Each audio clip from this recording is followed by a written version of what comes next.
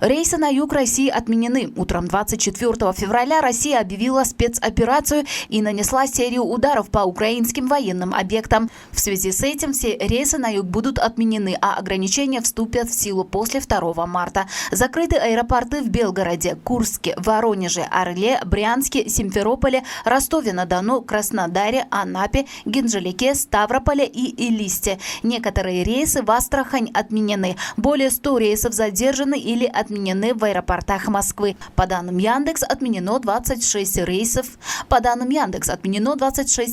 Из Внуково. В аэропорту Домодедово задержали 8 рейсов. Информацию предоставили в аэропорту. Федеральное агентство воздушного транспорта рекомендовали пассажирам близлежащих рейсов и встречающим их не прибывать в аэропорты. Информацию обо всех изменениях в расписании вы можете найти на официальных сайтах и в социальных сетях аэропортов и авиакомпаний. Авиакомпания запустила официальный сайт карты Good.ilom, которая будет выполнять все рейсы 24 февраля 2022 года в города Сочи, Краснодар, Ростов, Воронеж, Липецк, Белград, Симферополь, Анапа, Волгоград, Геленджик, Ставрополь, Астрахань и Владикавказ.